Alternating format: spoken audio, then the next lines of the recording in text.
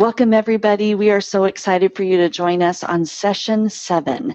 And this one is a popular one because we want to use our time well. With me today, I've got this amazing training team that I feel so honored to be a part of. We are so appreciative week in and week out for Barb and Joe and their leadership that they give us, and then these other wonderful women that contribute every week to the slides, to the content, to what they are doing in their businesses that's really working. So we've also got Harper Guerra, Lisa Anderson, Katie Odom, Ashley McDonald, and myself. And we want to just hop right into our objectives. So for today, we are going to learn about the activities and strategies we can use when it comes to this whole thing with time. And just think about your life as a woman, as a person. We wear so many hats every day, and we all have lived long enough to know that what we do with our time is super important. And so that, of course, goes into our businesses as well. And so we want to learn, how do we integrate this business into our life? And maybe your life already feels really already full. How do we do that? How do we determine how much time? Where do we allocate our most effective and productive activities? How to work smart and efficient? Learning what can be a time sucker. And we've talked a lot about Facebook in the last few sessions, and Facebook can be a wonderful tool, but also, if you don't kind of keep track of it, you can oh my gosh, I've been on here for 30 minutes. I haven't really done anything. I've just been scrolling. So it can kind of overwhelm as well. So we have to just be mindful of that. And then as our businesses grow, we also have to adjust who gets our time. So these are all really important topics that we want to tackle today. Oh, and I love these topics. I think that this is such valuable information for everybody. So, gosh, isn't that the big question? How do I fit this into my life? How do I fit this business into my life and everything that I'm already doing?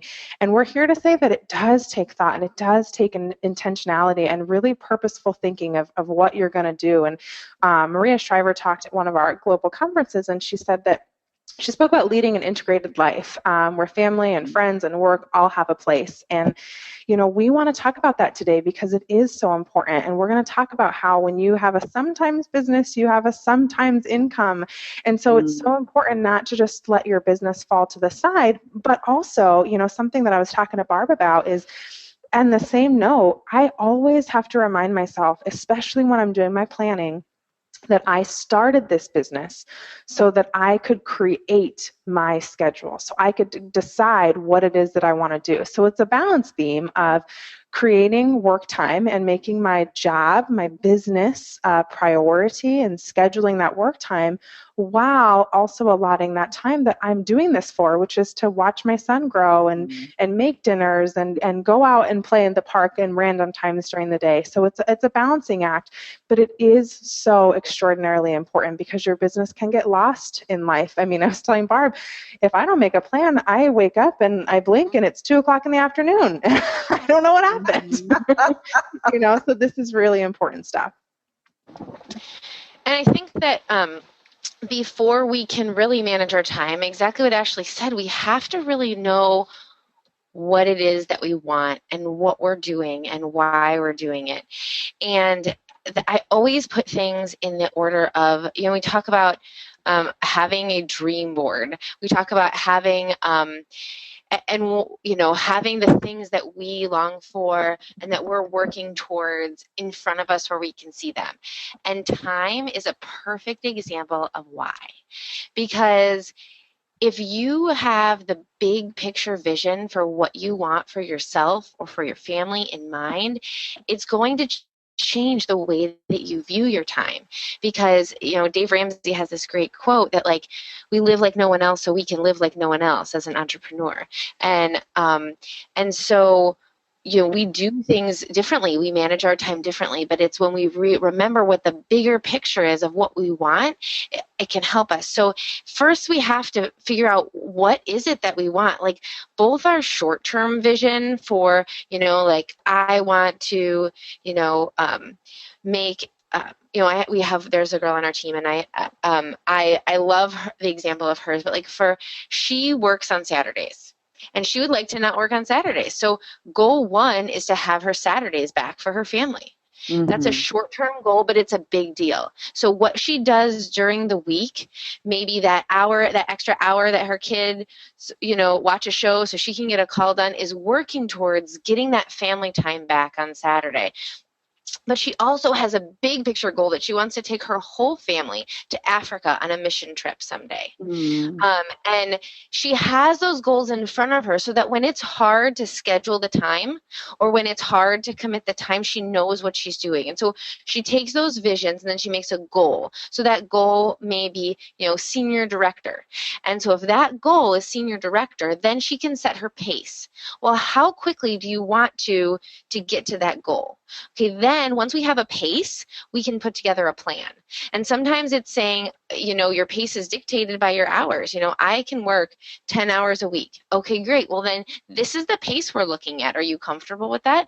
And then we can take that time and make it work. So it really is, when we look at time, it has to come from a big picture perspective, because I will tell you, I have a busy life. There are always dishes to be done, and there are always, there's always laundry to fold. And like literally right now, a big basket of laundry, but I'm not looking at it. But there are things to be done. But if we have the big picture goal in mind, it helps us to stay on track for our focus and to really manage our time and to prioritize the importance of looking at our time. Excellent. So when you're asking yourself, how much time will I devote to my business? You look at what Harper just said, so your goals. And then you also look at, is your business a spare time business? Is it leftover or is it serious? At the end of the day, massive growth takes massive action. And you've got to be working if you want something to happen. And so often, I will myself and my team really ask, where is your time spent? What exactly are you doing?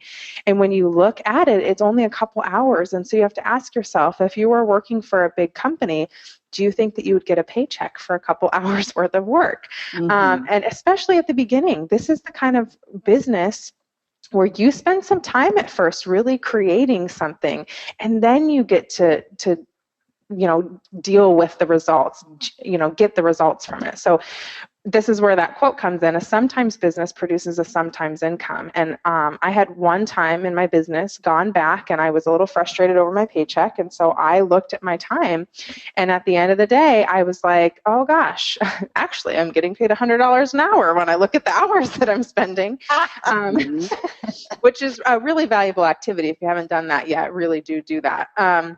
And so how much time we give our business will reflect the level of urgency we feel for getting to director and beyond.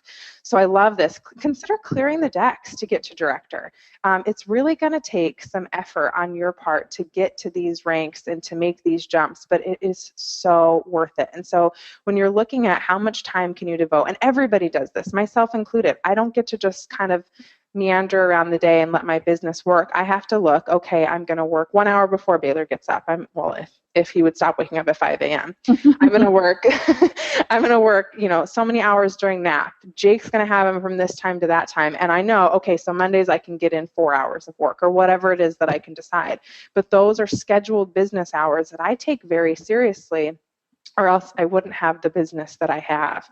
And so this next slide talks about the principles of business ownership and the idea of working now and playing later, especially at the beginning of this business. You have to remember, you're an entrepreneur now, and this is, if you went and franchised a Starbucks, you wouldn't spend millions of dollars to franchise a Starbucks just simply to go home and not do anything.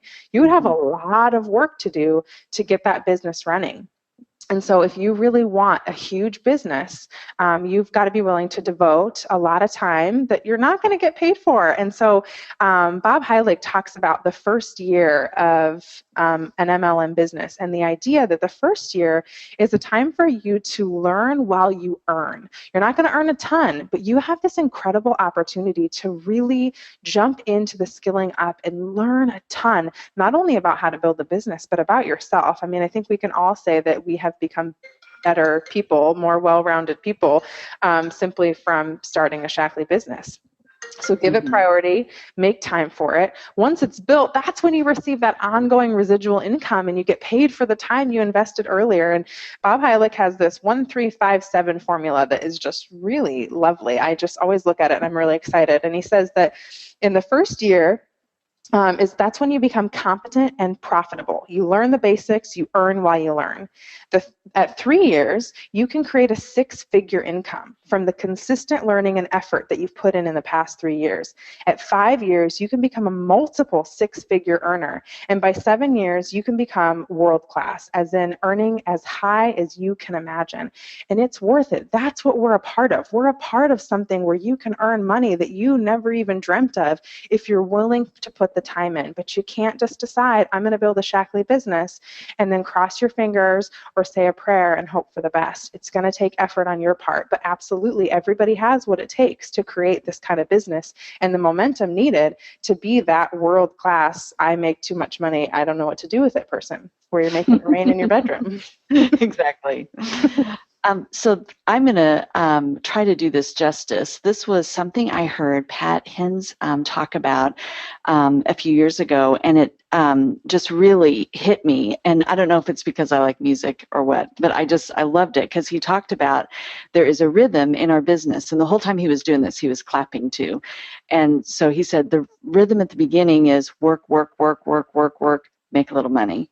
And he said, but then the rhythm can change. And then it's work, work, work, you get some money. Then work, work, money, work, money, money. Then work, money, money, money, money. And I've never forgotten that. I feel like it's a wonderful kind of little thing for us to remember that it is in the beginning, there is a rhythm, and the rhythm is more work. That is what happens. But then you get to benefit from that. And as you keep going and as you're consistent and doing all the things that Harper and Ashley have already touched on this morning, the rhythm changes and the tune or whatever you want to say changes. The lyrics change, I'll put it that way. And it's just a wonderful way for us to remind ourselves that we are going to be able to benefit from all the work that we put in. So I just love that. Yeah, I remember him saying that too. I love him. And I loved when you shared that.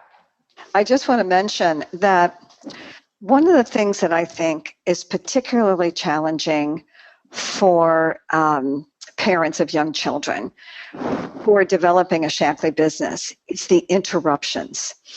Is what often happens is you get into, you make your plan and you're ready to work the plan and you're figuring out what you're going to say and who you're going to invite and how you're going to do it and how you're going to present, and you get all your materials together, and then you don't do another event for another month.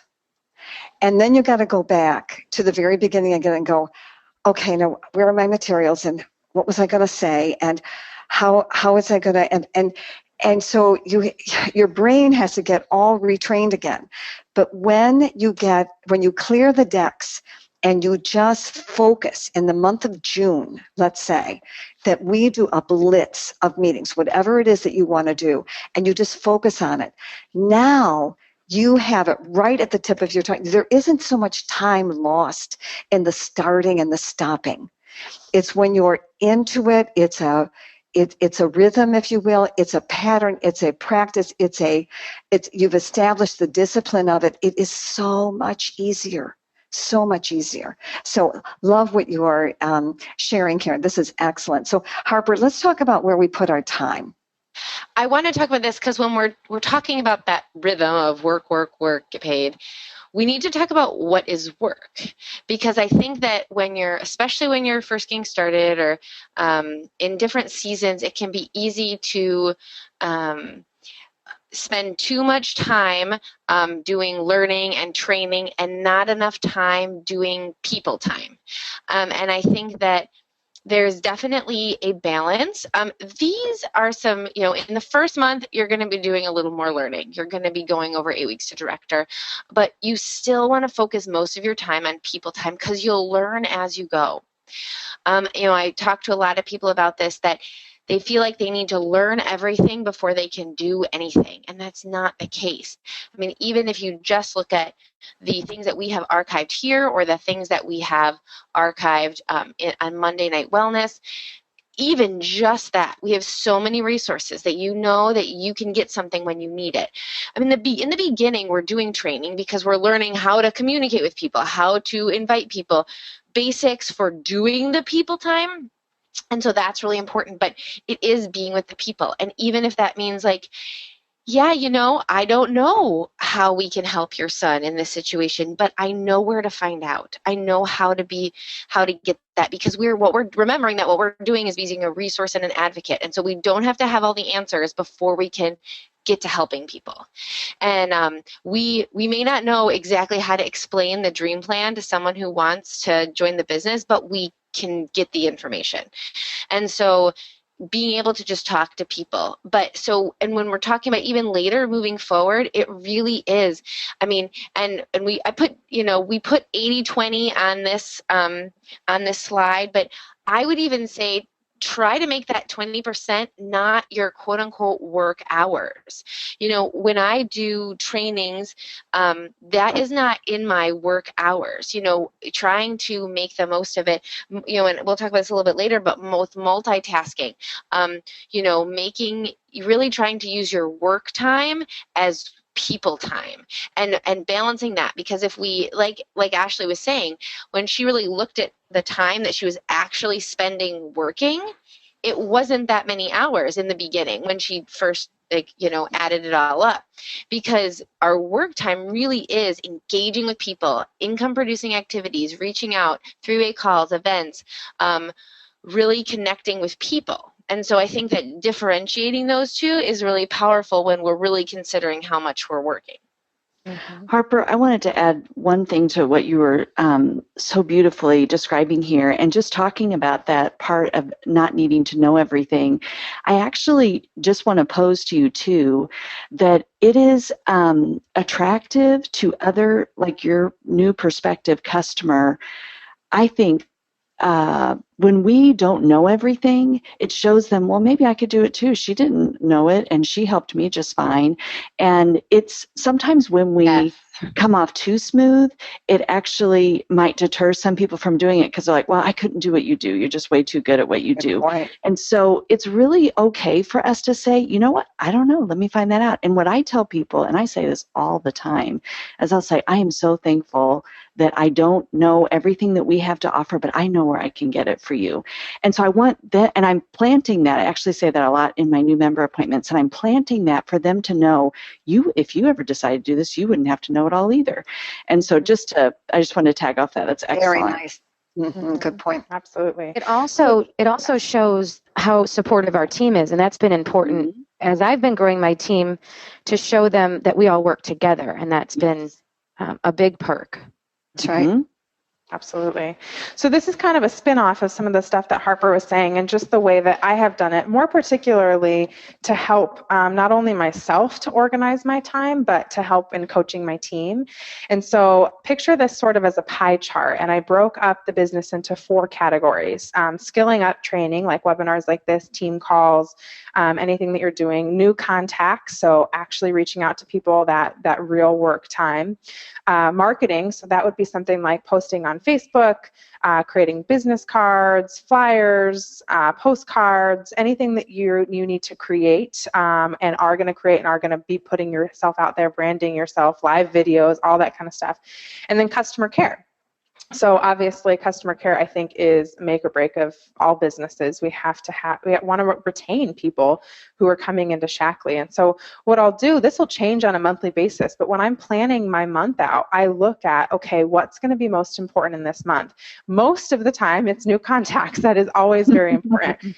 But I break it up into percentages and I create a little pie of it. And then I look at the hours that I have to spend each week, and I fit those into those hours. So if I decided that I've got 20 hours to work and 10% of that is going to be marketing, then I know 2 hours out of the entire week would be Facebook stuff. And so, in scheduling, when you're deciding I've got 4 hours this day, 4 hours that day, you break it up in a way that you know where it's going. I will say, But I love what Harper says about multitasking and really putting, that skilling up when you multitask. I listen to podcasts while I'm showering. I listen to podcasts while I'm cooking dinner.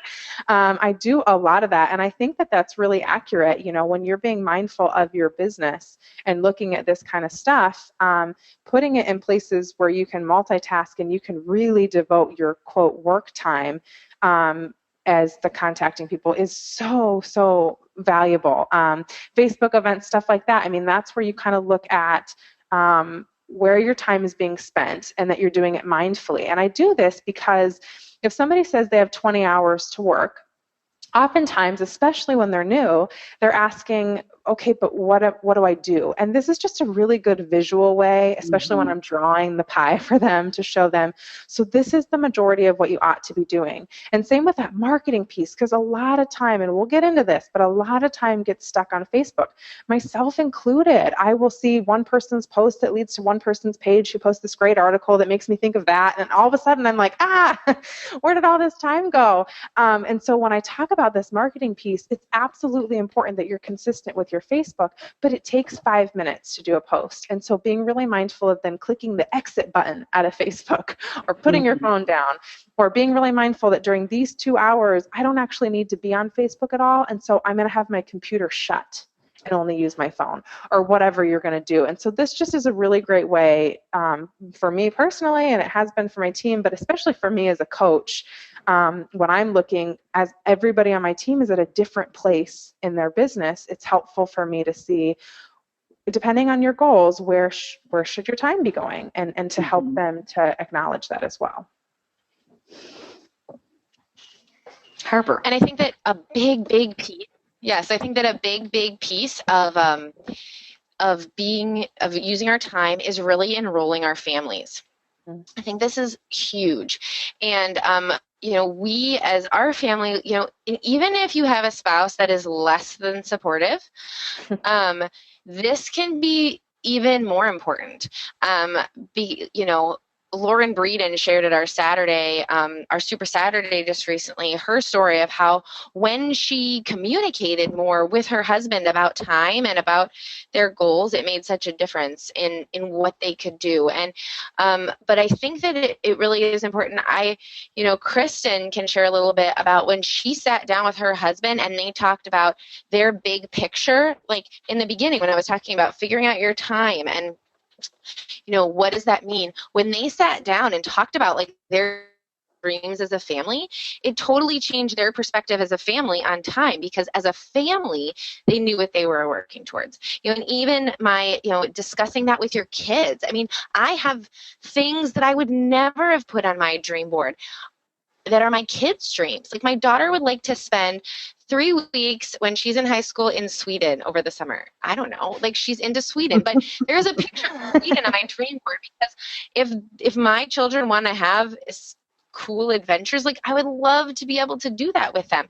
But so they are interested, whether it's a trip or things that we get to do, but enrolling them in what it looks like, what it means for you to have this business with your spouse, and not only for the dreams, but because how they can help, how they can be a part of it. My kids like to help clean up for the Shackley events, because it's a part of them being part of the business together. They're actually also hosting their own Shackley event this summer, which is going to be really fun. But also the most important thing I think that enrolling our families means is the implications and expectations. Because there will be seasons where Ryan and I will sit down and we'll talk about what's going on in the business. Where are things at? Where do we want to be? What does this mean for our family? Well, at certain seasons, that means that I need to work more. Okay, where are your numbers at? Like, okay, that means that instead of us, me working for an hour and a half on Tuesday night and then us hanging out for a while, I'm just going to work all Tuesday night.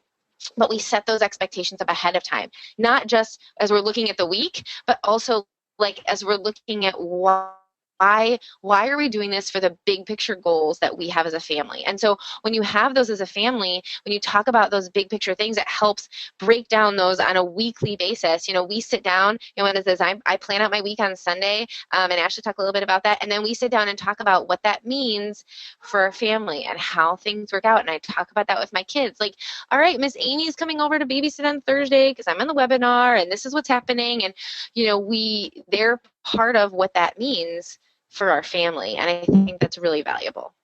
Very nice. I just want to jump off of that. I was listening to this podcast the other day by Bob Heilig. Clearly, I'm obsessed.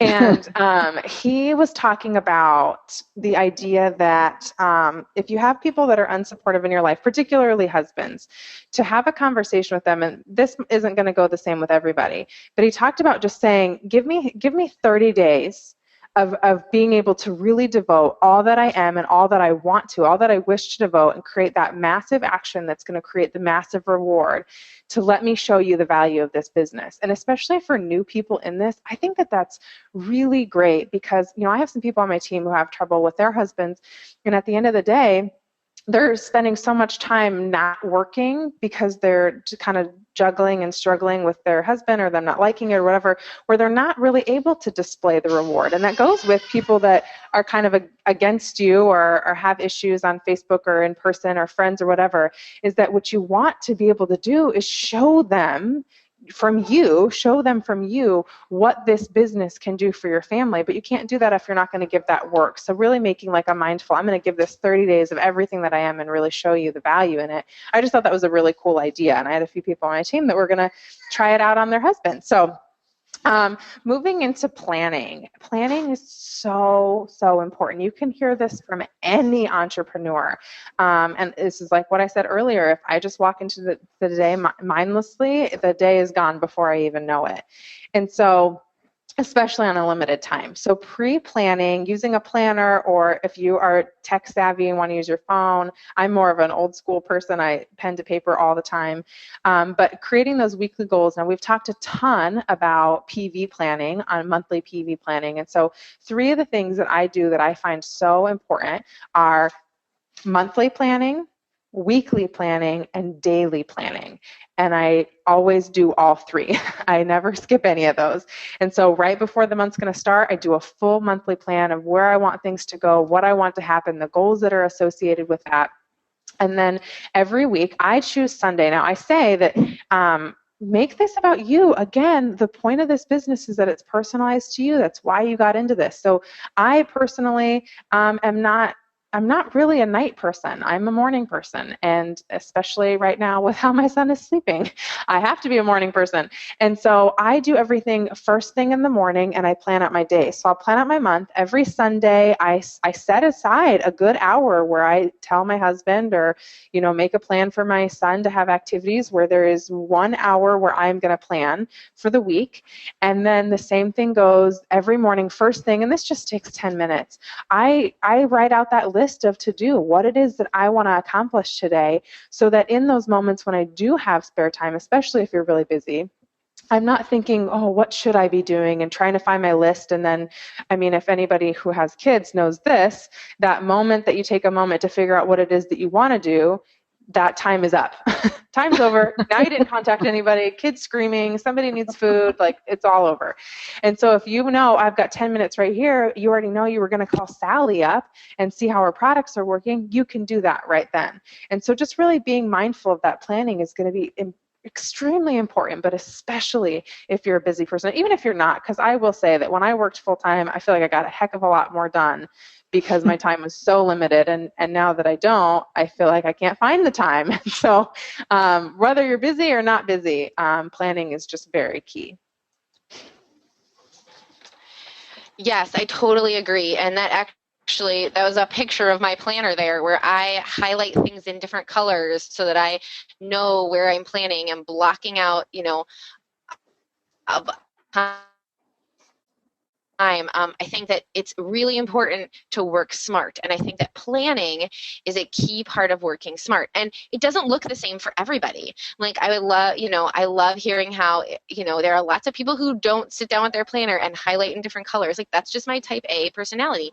But figuring out what planning looks like for you. Multitasking is huge. We talked about that with the learning portion, when you're listening to your webinars or whatever, I have a girl on my team who has learned so much because she has a pretty intense commute, and the times that she commutes aren't great for making phone calls. So she listens to webinars on her commute every day. So she has, listened to so much training and so many things on health that have really helped her. I do a lot when I'm working out or if I'm doing dishes after the kids have gone to bed. But also even this webinar, Thursday mornings, like if I'm not speaking, I set aside my laundry for folding while I'm on the webinar. So I can have a notebook next to me, but I'm making the most of my time. And, my kids know that Thursday mornings, they get to watch a show. Like that's Thursday mornings. They get to do that. And so but it's an expectation that they have, that they enjoy, that's something that is part of their week too. But getting organized, and that's a huge piece. And like I said, it looks differently for everybody.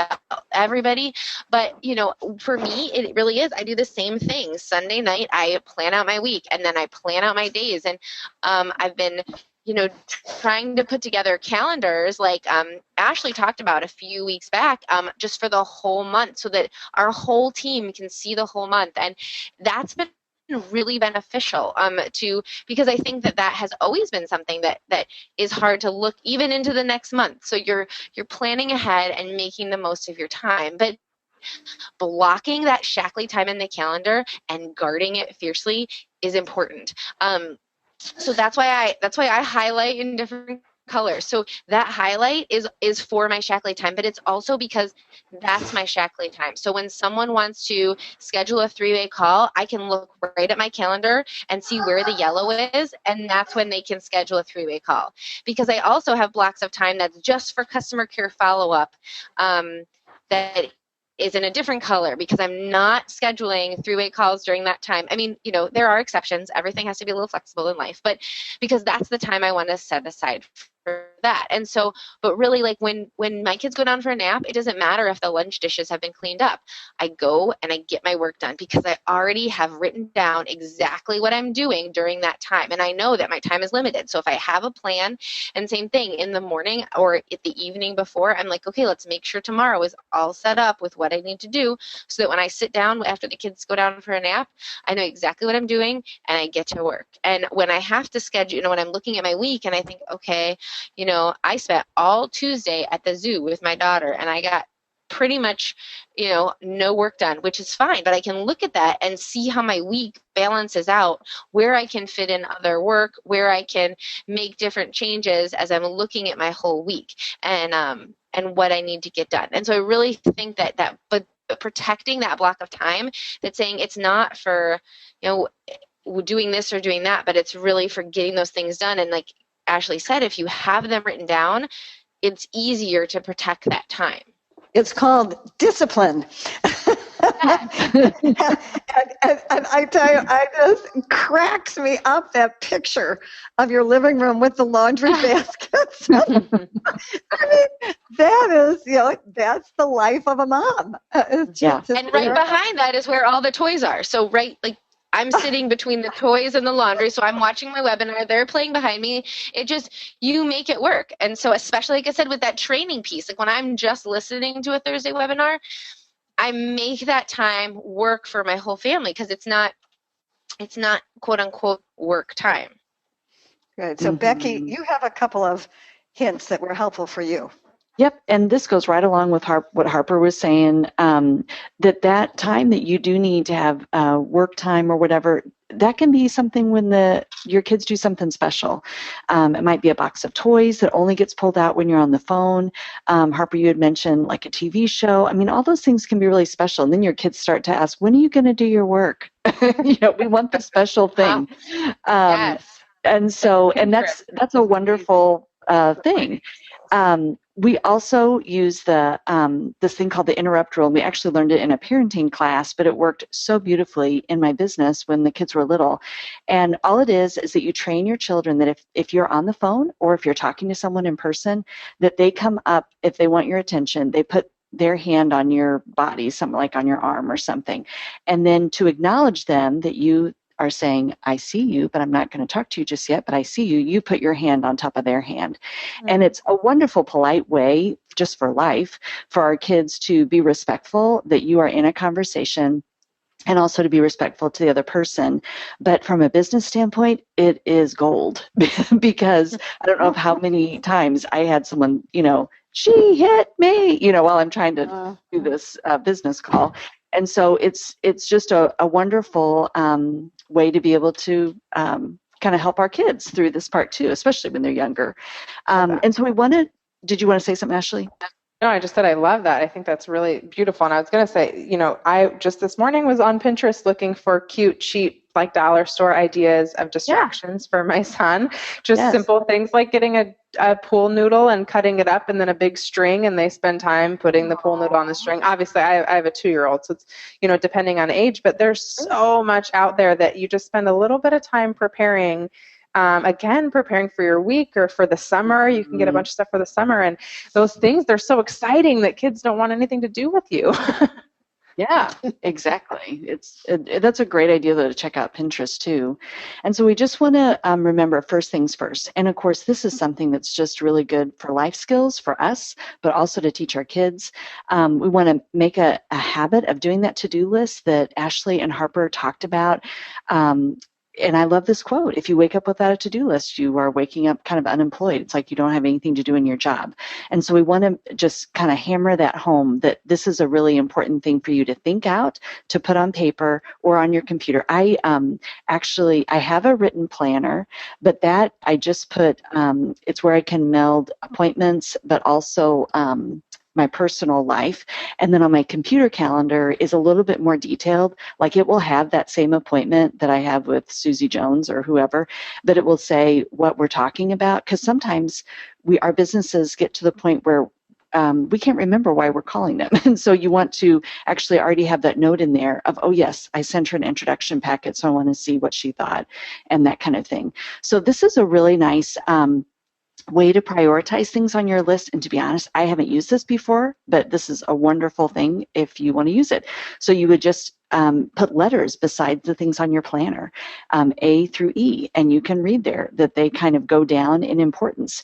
And I can tell you, having children that are college age, this is really a wonderful skill for them to learn as well, because they can get really overwhelmed by everything they need to complete. And I can't tell you how many times I said, do you have your list of what needs to happen? Yes. Is it in priority? Is it like when the assignments are due? Yes. Then just do the next thing.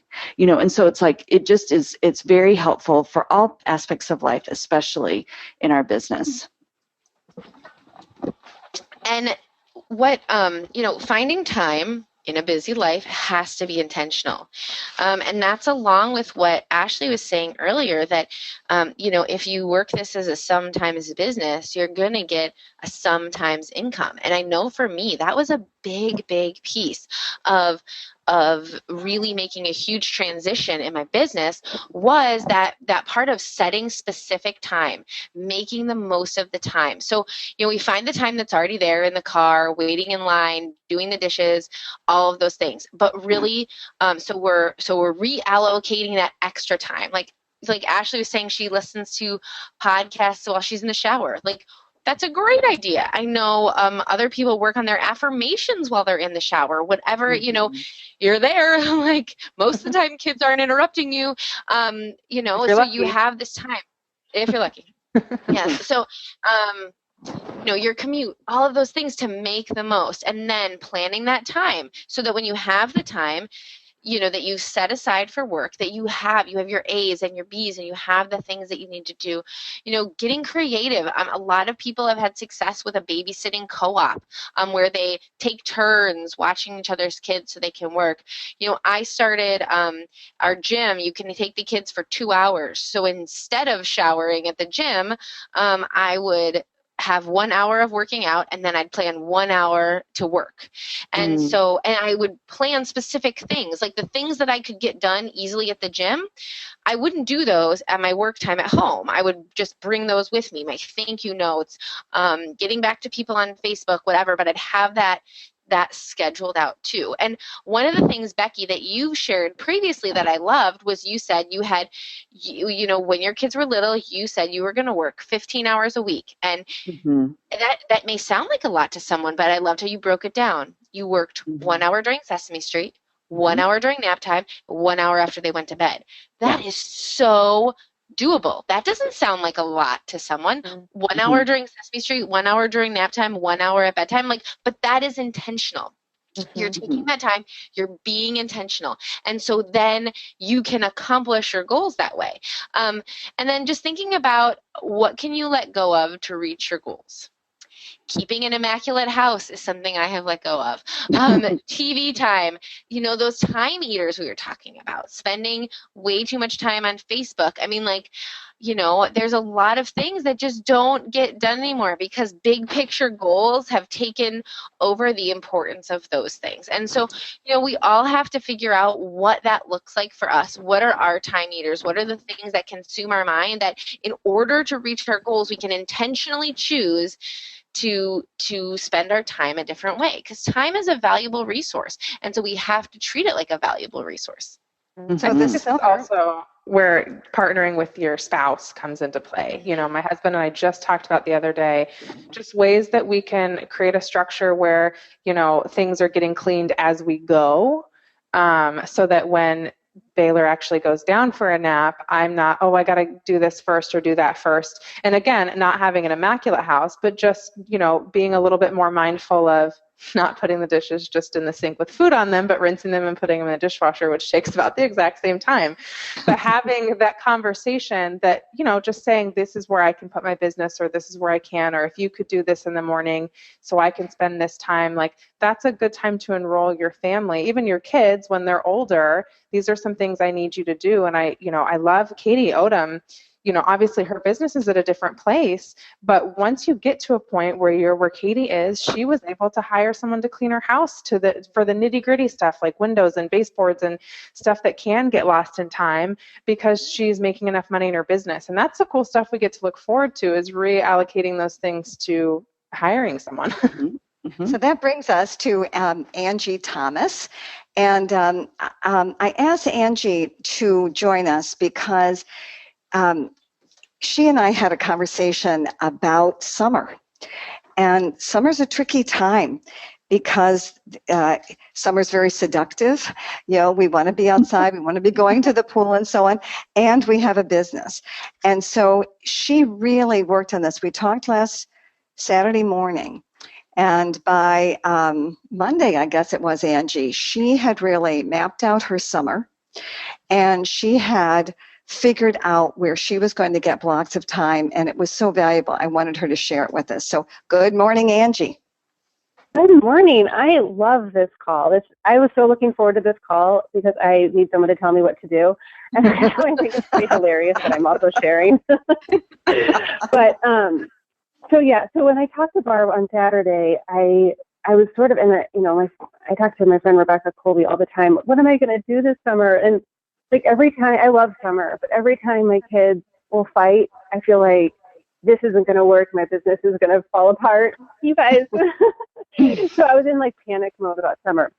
So this exercise, and it's what Harper and Ashley and Becky are all talking about, of mapping out my summer, was really, really helpful. So I'm glad I finally caught up to the brilliance of you guys and did that 5 years in.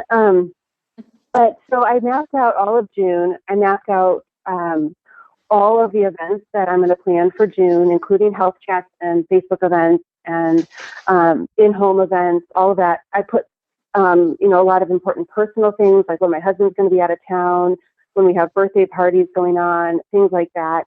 So I can kind of look at my month and say, this will be a good time for an event. This will be a better time for a Facebook event, things like that.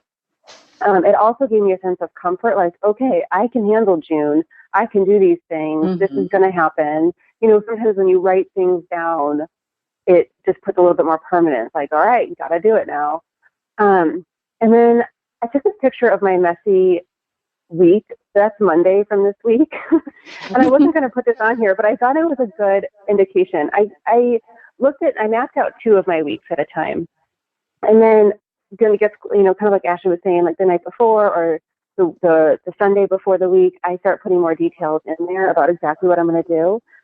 And for me, Monday, if every day this summer is like Monday, then it's going to be a great summer. But obviously it's not going to be like that. But I did errands with my kids in the morning.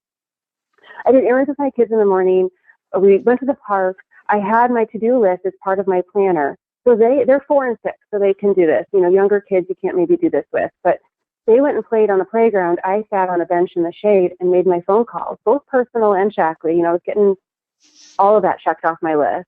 And they were having a great time. So, then we're done, we come home and, the day continues. And then I also mapped out like when I'm going to work out and like all my personal things, just like what Ashley and Harper were talking about, so that I make sure that everything's getting prioritized and, that I want to keep. So for me, I love summer. I love pool time. I love the freedom of it. I love not having a schedule, but I need to have some things prioritized and know what I'm going to, keep on the schedule and what I'm going to take off the schedule. Like, I'm willing to give up a clean floor, but I'm not willing to give up healthy meals. So things like that.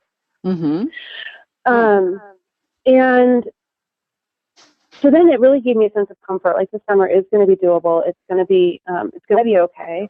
And so when things like Wednesday didn't go as planned, but that's okay because I know that Thursday was planned out and it's going to, it just gave me a sense of calm about all of that. So some of my tools that I'm planning on using this summer and beyond to stay on track is a working folder.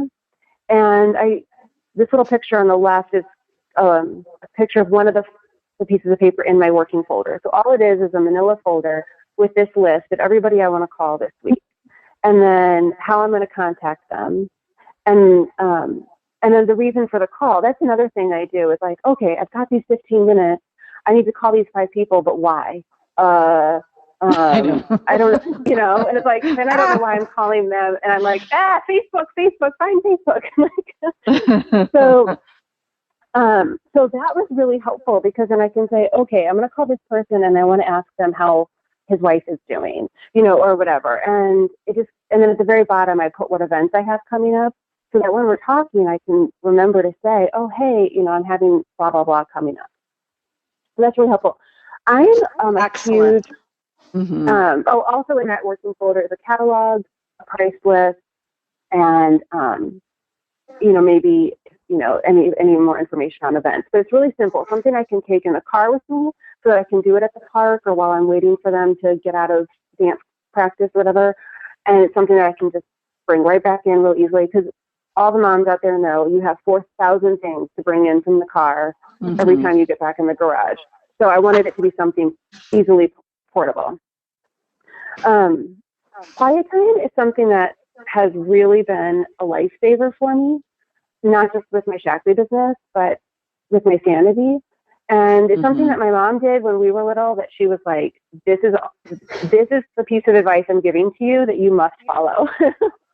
And so when my kids stopped napping, and all moms of kids that are napping, like, do this as soon as you can because as soon as they're done napping, you want to put this in place. Otherwise, it's hard to get the habit going.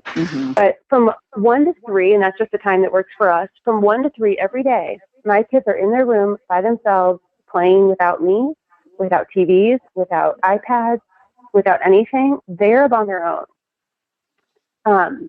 They play with dolls. They make up humongous scenes of, tea parties. Eliza reads to her dolls. Joey does Legos and trains and books and all these things. And, of course, they come in and interrupt me sometimes. And, Joey has an easier time with it than Eliza, or they want to play together and the other one does. So there are interruptions. It's not 100% clear time, but it is 100% guilt-free time for me. And as a mom, I feel a lot of guilt about being on the phone when they're around or, listening to a training or something like that. during those 2 hours, I have no problem telling them it is quiet time. Go back to your room. And I think that is can I great. just pop in there too and just say that is just good training for our kids, that they can play by themselves for 2 hours. So it's like, it's good mom stuff too. It's not just like this fancy little idea for us. It's really good parenting stuff. I agree. I mean, I'm great. I'm just kidding.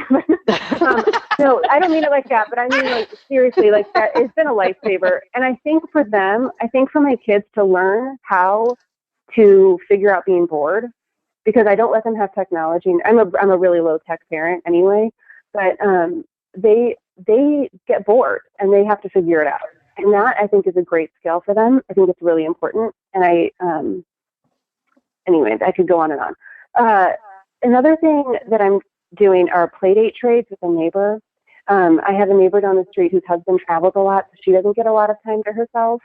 And so we're going to once a week, my kids, and luckily our kids are the same ages. So my kids will go down to her house for a few hours and her kids will come up here for a few hours the next day.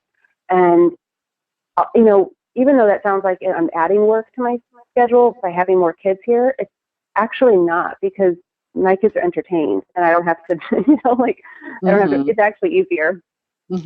So that's a great idea, I hope. And then, camps and other activities. And some of the activities I have to stay there with, like swim team, I'll have to be at the pool with them. And, but camps, I can drop them off. And then that's a great time for me to go have my one-to-one meetings, or, make phone calls that I don't have any chance of being interrupted for. So, those are some of the tools I'm using. Excellent. Thanks. Thank you, Angie. Good. Yeah. So the abundance thinking versus scarcity thinking, I just have to say that mindset is everything with all this. I think mindset and grace, right? Because you're going to make these plans and you're going to do these wonderful things and you're going to hope that your kids do this and your husband does that, or, whatever. And sometimes that doesn't work. And so the most important thing is having a really good mindset and a really good attitude and giving yourself a lot of grace. And so Rachel Tabor on my team does a really great job talking about this and sharing with us really the idea of if every time somebody asks how life is, you just say, oh, I'm so busy, you're really creating that for yourself. And so just creating some mindful activities where you can say, my schedule is full just like I wanted it, or, whatever it is that's going to be a little bit more positive. And it sounds really silly, but the more that you practice that abundance thinking, that I just, I'm doing exactly what I'd wanted to, or, I'm getting so much done every single day, that those kind of things are going to start to come to fruition. And a big thing to remember is that, knowing that why for you is gonna help with a lot of this. Remembering, when things don't go the way that you wanted them to, that's okay. This is a part of the business. Give yourself grace and remember why exactly that you're doing this, so that you don't get yourself down and stop doing what it is that you really, really believe in. Thank you, Ashley.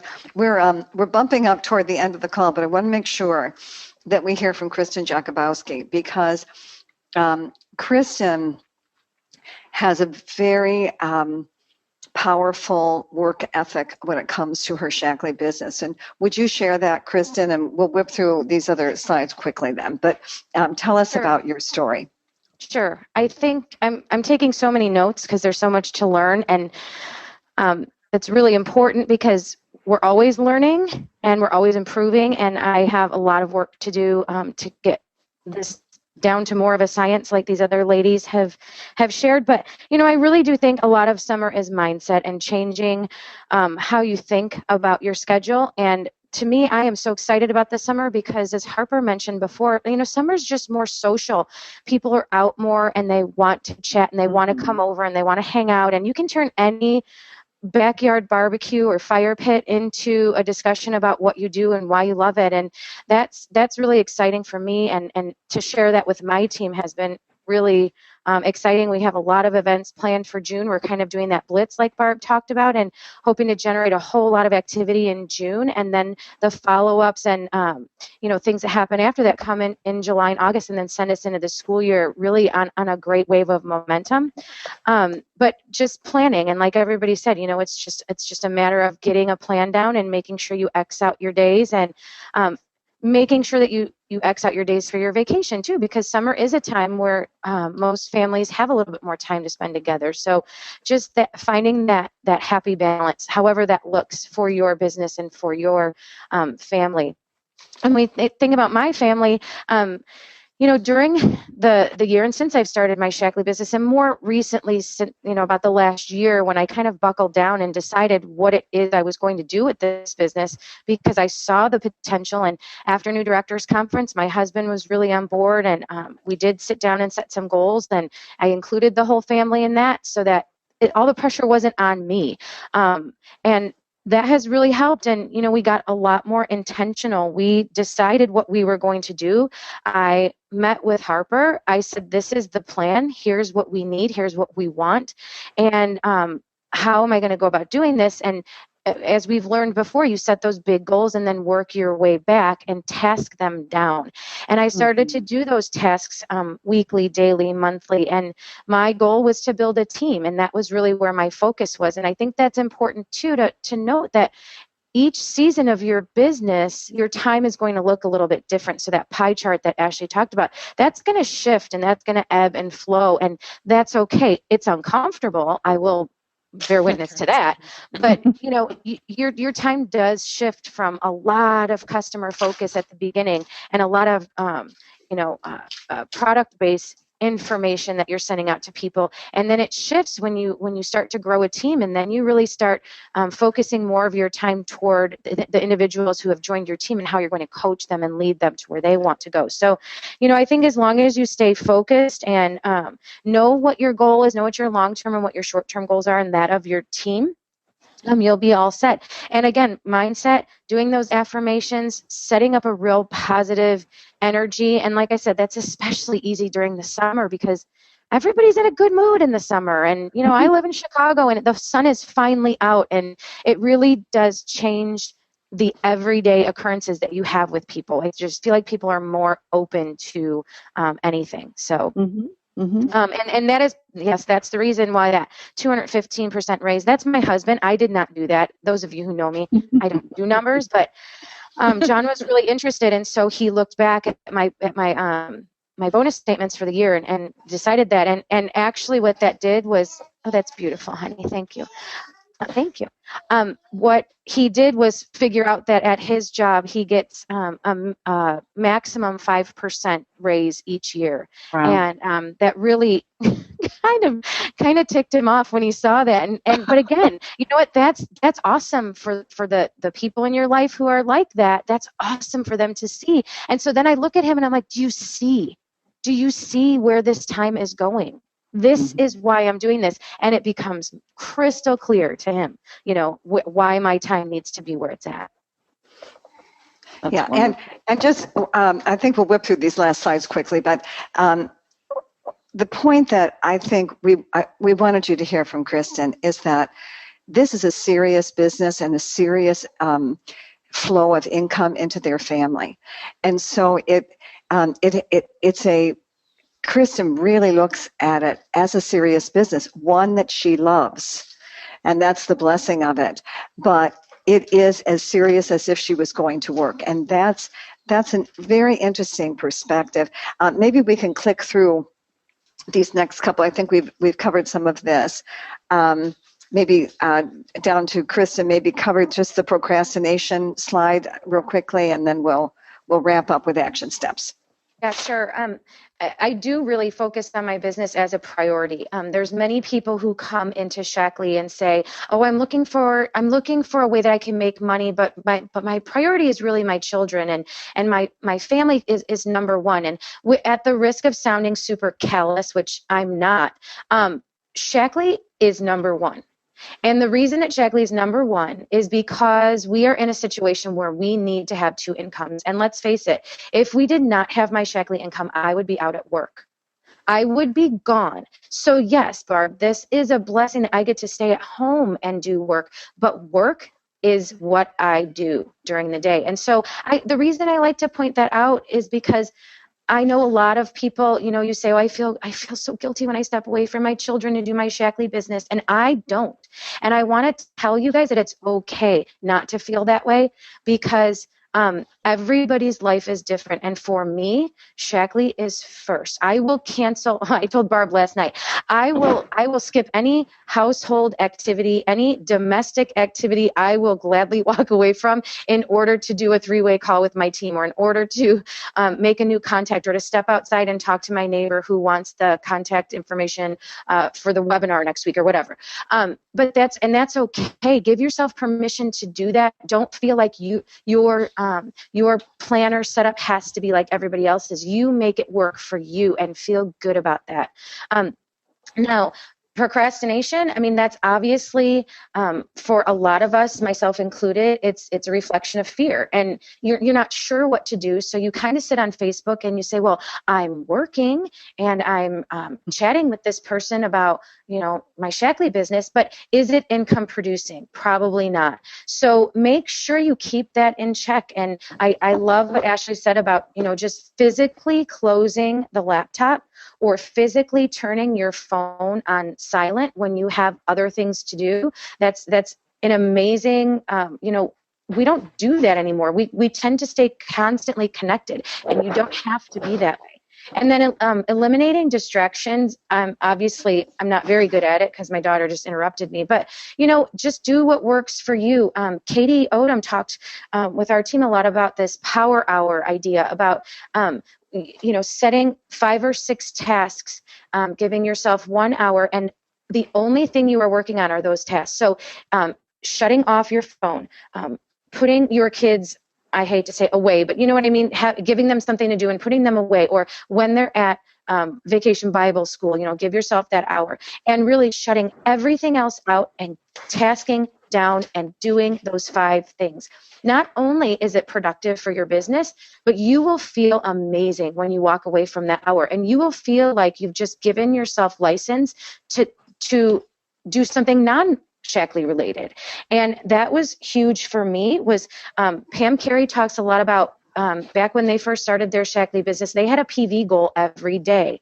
And whether that was 50 PV, 100, 500, whatever you set for yourself, once you hit that PV goal, then you can take your kids to the zoo, or then you can go for ice cream, or then you can sit and watch one of your favorite shows on Netflix. I mean, however that works for you, set a goal, hit that goal, because you're going to feel so accomplished. And inconsistency breeds inefficiency. And, I really feel that anything you do on a consistent basis becomes habit. And so if that is your mindful morning where you get up before everybody else and you have your tea and you plan out your day, and then, you move on into your day, pick a couple things that you make routine in your Shaklee business and stick to them, because before you know it, they'll become a habit. Very nice. Thank you. Mm-hmm. Let's jump to our closing action steps. Becky, and then go ahead. You bet. So we thank you so much, ladies, for this awesome recap on time. And so we would love for everybody to figure out, what is your goal for the next 90 days? And that's going to put you at the end of August. Where do you want your business to be? We've given you tons of ideas and different options of how you could plan, or use your computer, use a planner. That is going to, part of that, you need to filter down to what works well with your brain. And if you need more ideas, just call your upline and say, what else could I do? We didn't mention anything about note cards. That was one thing that we used to do all the time, was have someone's name on a note card. Whatever works for you, just do it.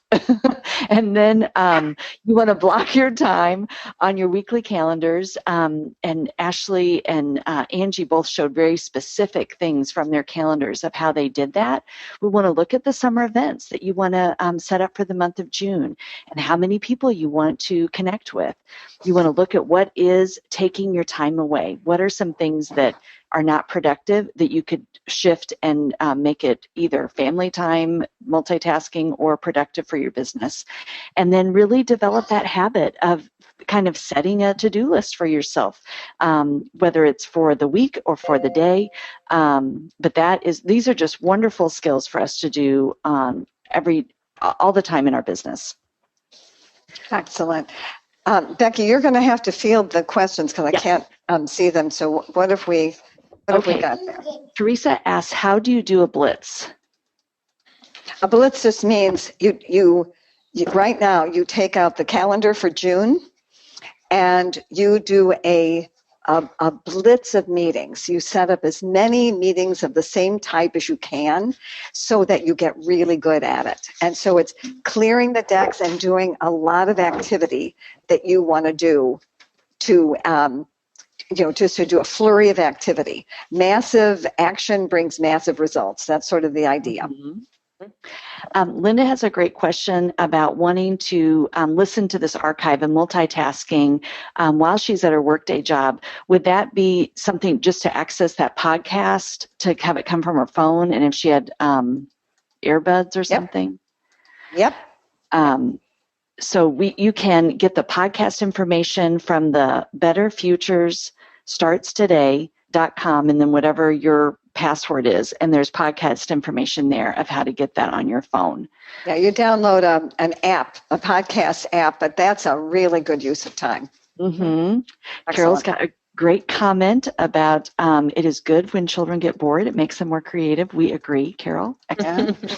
All right, let's see. And I love that you who have older children are sharing this, because, you see the effects of these things as they're in college and adults, and that is a great perspective for those of us as young moms to look big picture. So I love that you guys are sharing, this is what we did and it was good for our kids. So I love that. It is. This is a great question from Paula. When you all take vacation, do you completely unplug, or do you still work your business with calls or check PV? Well, answer is, I think it depends. I mentioned before that I'm never really off the clock with Shackley. I mean, vacations for sure are less time devoted to Shackley, and I don't schedule anything, obviously, if I know I'm going to be on vacation. But wait, now that I say that out loud, I take that back, because if we go camping somewhere and, I have some good cell service, I'll do a call, or I'll do a three-way with my team, or I'll reach out to people and send some messages or send some follow-up emails. I think that's the beauty of what we do, is that we can take it wherever and whenever. I'll be number one to fully admit I didn't do a darn thing when we were in Cabo. But that's okay. But, other vacations, sure, I definitely will put time into my Shackley business on a vacation. I don't have an issue with that at all. And I think you're meeting other people too. I mean, I think about, we went up to Michigan and we met some people at an ice cream store, and, they asked what we did, and John's a teacher. Oh, you have the summer off, and what do you do? And so I think, I think be open to it, But the answer is, it depends.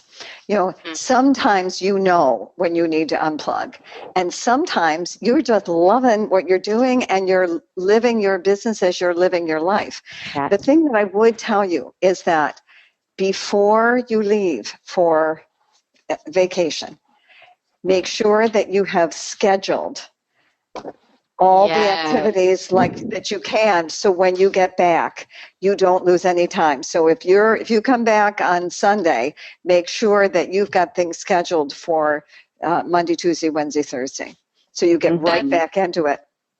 I was going to say that too. It really is a balance. And it's setting expectations with your team for how available you're going to be. It's setting expectations with your family about what that looks like. But it also, if we're driving somewhere, I try to see what teammate is on the way that I could go do an in-home meeting there on the way, because let's make the most of our trip. And so there are going to be seasons, my husband and I went on an overnight, and I moved Facebook to the back of my phone so I couldn't even look at it. I did nothing for, but that was 36 hours. But if I'm, on a vacation, I'm going to check in once in a while on Facebook with my team to answer their questions. But, and it just depends on what you're doing. But we have to be able, and this was something I was going to share earlier, we have to be able to take time for ourselves. We have to be able to refresh. We have to be able to cut it off and be able to say, okay, I'm done for right now, whether it's for the day, whether you're okay, well, before everybody's awake, I'm going to check in with my emails and Facebooks, and then I'm going to be done for the day, whatever it looks like for you. But make sure you are giving yourself time to recharge, but it's not a black and white thing. It's really a gray area, and it depends on what your family, what's important for your family. Mm-hmm. But the planning ahead for when you get back is crucial. Ashley or Harper, can you spell Bob Heilig's name, the last name? Let me look at my H-E-I-L-I-G. H-E-I-L-I-G. So that's what you can Google his name. And then Ashley, can you say again the 1357? Are you there, Ashley? That was about the first year, how much money you make. That's a learning year. So you don't earn a lot, but because of what you learn in the first year, by year 3, you are earning significant income. By year 5, you're earning even more significant income. And by year 7, you're wealthy. Yeah. Class wealth. And then somebody asked a question. Harper, are you, what webinars you're listening to when you're folding laundry? Is it this kind of training or other things? Are you there, Harper? I think she listens to either product, it's all trainings, or it's product thing. I know Susan often listens to the Thursday mornings multiple times, but especially when it's a topic that she feels like she wants to get better at. But the podcasts are the other thing that they listen to. So the answer again is it depends. We listen to those things that I think a good question to ask every 3 months, when you're doing our 90-day goals is what do I want to learn next? What do I want to get better at? And then there's plenty of resources to help us to do that. Right. Lots of kudos today. Everybody really enjoyed the topics. So thank you, everybody. Great. Thanks, everyone. Next week, we're going to dive into coaching, then leadership, and then we'll be wrapping up sometime in June. We don't have the exact date for when we're going to take a break. So thanks all for being with us and joining us, and we will see you next week. Thank you. Bye-bye. Okay, bye. Thanks, Becky.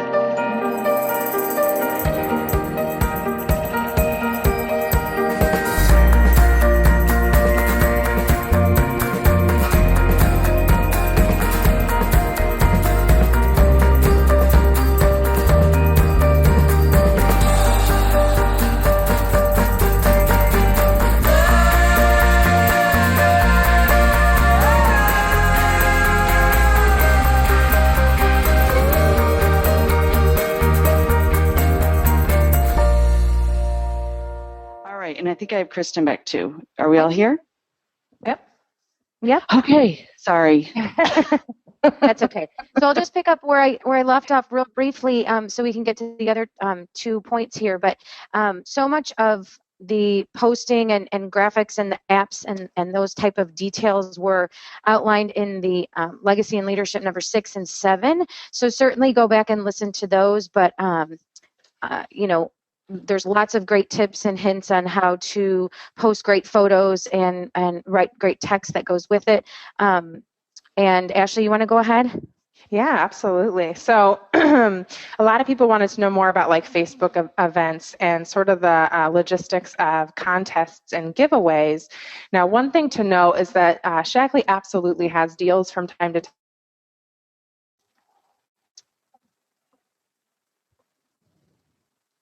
Ashley? Oh my goodness. We are having. Yeah. Can you hear me? Oh, now there you are. Oh, that's weird. You can hear me now? Uh-huh. Mm-hmm. Okay. So check your website and stuff for deals through Shaklee. But outside of that, the really cool thing that we have is the ability to make our business our own and create giveaways and contests of our own desires and wishes. And so something that's really easy and doesn't break the bank, because we always try to emphasize, do incentives, do deals, but don't break the bank. Don't spend more than you make. But, I love to grab, every time I make an order, I grab just one extra thing that can be thrown into sample packs. So a box of tea, a box of energy chews, anything like that. And then I just create little sample packs. And so a lot of the incentives I do are order by tonight and get a sample pack, or participate in this event and get a sample pack. And it's just a really great way to give them a few different things of Shaklee, and also get to send them a nice little personalized thank you note explaining what these things are. And that also helps towards our desire of getting everybody to Shakleeize. And so contests and giveaways are totally yours. And I just invite everybody to be really creative with this. This is the stuff that grabs people's attention. I was just talking to a team member yesterday, and you want to do the kind of things that pique interest, and a lot of people love free stuff. And so piquing their interest to hop on this health chat and I'll send you a free sample of blank, is a really good idea to get people just to invest that little bit of time. And then I always say Shaklee does the rest of the work. Our integrity, our company, and then of course our products really sell themselves. Our job is just to get people in front of the information and to get some of that Shaklee in their mouth or on their face or in their home, because it will absolutely sell itself. So in terms of Facebook events, really great. Another key for that is being really unique and creative. You can have events specifically on skincare or specifically on a reset like we've talked about, or you can have overall Shaklee events. I will say I have read that the most valuable times to do events are during the week and not the weekend, because people are usually busy and not in front of their computer on the weekends. To do them either Tuesdays, Wednesdays, or Thursdays. Mondays, people are getting in the routine. Friday, they're already checked out. So Tuesday, Wednesday, Thursday evening, and I always suggest to keep the events under 2 hours. And so when I do an event, I will actually write out each post, and especially when I do it with other people, like on my team, I'll actually decide this post is at 9:08, this one's at 9:10, this one's, so I can tell people exactly when that's going to happen. And it does take a little bit of time, but the cool thing is that when you do them once or twice, like everything, you get good at them, and you can keep a script on hand, and you can duplicate it, and you can also duplicate it for your team. So there's so much to share on that stuff, but yeah. Wouldn't you agree too? You're saying keep them brief, and I think our team has even condensed them even further, Facebook events, so they're like 30 minutes now. Totally. I'm saying max 2 hours. Yeah, but I mean, I think when we all first started doing this, they were an hour, or they were a little, it wouldn't matter if they went over an hour. And I think now we're with getting good at them, and even with Facebook Live, our team has done a couple of Facebook Live events, and those, I mean, you can really consolidate them down because you're giving so much immediate information that people can take and then, look at it more in detail later. So that was something. And the Facebook Live is cool too. I say that with a post, you can do great things with an image and what you're sharing, but at the end of the day, people are going to read it a certain way, even just like the tone of it. Whereas when you do something live, you can really share your passion, share it through your face, your nonverbals, your verbals, and do it a lot quicker, where, really at the end of the day, people are just a little lazy. So reading is sometimes not people's favorite thing to do. So if you just let them watch, it makes things easier. So this next piece, and I'll do really quick because I know we want to get this webinar started, is taking conversations offline. And so what we mean by that is absolutely reaching out to people via Facebook Messenger, but always try and find a way to say, I would love to catch up over the phone, or how about we, meet over coffee? And there's always opportunities where you could, reach, for instance, you see someone post on their Facebook that they're training for a half marathon, and you reach out and just say, hey, I noticed that you're training for a half marathon. Congrats to you. Give them some validation and absolutely compliment them, especially because a half marathon is a beast. And let them know that that's great. And then, you could say, I'm not sure if you'd be interested, but I utilize some of the most amazing sports nutrition stuff that I think would really help you. I'd love to sit down for coffee, or I'd love to grab a phone call with you. And so the point is not to have this be a continued communication via Facebook. Again, to the same note, people can't read tones. They can't read nonverbal cues. They can't really get from you all the passion that you have. And so while you're writing something and you're feeling feeling passionate and you're feeling like, oh, I'm sharing how much I love Shaklee, they might be reading it kind of monotone and then deciding that it's salesy, whereas they wouldn't if it was in person. I hope that makes sense. So being able to get on the phone or get in person with them is just so valuable. And then the last thing here, we're going to talk about Facebook time management in the webinar, so I'm not going to spend a ton of time on that, but the Facebook pages. I just really want to emphasize not to go overboard with this. And this is part of that time management as well, because if you're managing so many different pages, you're wasting your time, if we're being honest. Absolutely utilizing one or two resources like that, but even joining 1,000,001 pages that you're constantly trying to keep up with. And I don't know who out there is like me, but my OCD makes me want to go to the beginning and read everything and not miss a thing. And that'll really get me in trouble sometimes. And so it's just really important to decide, what takes priority over other things. I think a really good thing, Michelle Parrott shared on this last week, she has a customer appreciation page / anybody with interest. And what I mean by that is if somebody reaches out saying, I want to learn more about this, she'll say, well, I've got this really great page where I share all the time. Would you like to be in it? So she doesn't just add anybody and everybody. She asks permission. And then, of course, her customers as well. And it's just a really great place. And that's really where a lot of her Shaklee goes, in addition to her personal page. And that is a good use of time because you're helping to Shakleeize, and that's part of your marketing. But you don't want to have a customer page, a business page, a personal page, a team page, a this page, a that page. Really decide. I would say, as far as managing pages, 2 to 3 max in what you're managing, and then really look at 5 top pages that you'd like to have for resources. Like learning from the masters is really great. Sharing Shaklee can be great too, but this is something you also want to duplicate among your team. You want to make sure that they're being really mindful of their time and not allowing Facebook to suck the business out of them. Great points, Ashley. Yeah, very good. This is Harper. Real quick, I do, for those of you who are thinking about maybe starting Facebook events, just know that I find that Facebook events and Facebook in general is a lot more productive when it's cold, when it's winter, because at 8 o'clock at night, everybody's usually inside and you have a Facebook event and people get on. In the summer, I do not have the same amount of people who are interested in attending. They want to attend an in-home event way more than a Facebook event because they want to get out. It's nice out. So if you you're like, oh, I'm going to start a Facebook event. It doesn't go so well. Know that in the fall, it's a totally different thing. That's a great point. That's just something to keep in mind. I do way less of them over the summer. Only because of that, but it doesn't mean don't do them, but it just means know that you may get a different kind of response than we've been talking about we get during the fall. I really appreciate that comment too, Harper. And Barb, you had told me years ago that summer is such a good time to do in-person events because it's lighter longer. And so people are kind of leisure, they stay longer or able, they think, oh, I still have evening left. So those are great points. Just a quick thing I wanted to tag on here just a little bit that's happening within my business by utilizing Facebook.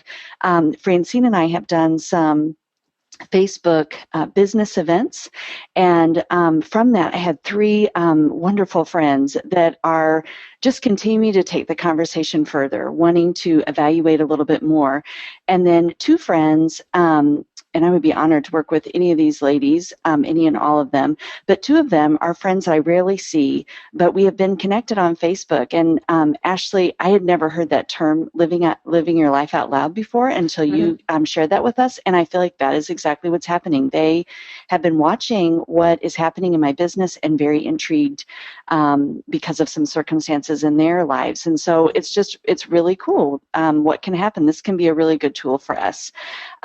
So just real quickly, these are a great page of resources for Facebook technical things and how to utilize it as a really good tool. And then we just want to remind you about the Cash for Orlando to have cash towards the global conference. And you can find out all the details on this if you go to your Members Center homepage, there's a box that says News and Events, and just look for the bullet point that says Cash for Orlando, and that will give you all the details, but it's a wonderful way that Shaklee is generous with us. So the Monday night webinars are over, but we wanted to put this up because they are archived or archiving, and so we want to remind you what the last few topics were so that you can utilize those. And okay, we're here at the beginning. Barb, anything else before we start? No, this is great. And thank you all for catching up from last week. That was such a popular session on Facebook. And so we had so many questions, we didn't have time to deal with all of them. So now we're dealing with a really important topic, especially as we begin the summer. So Becky, if you do a 3, 2, 1 and take us into it. 3, 2, 1.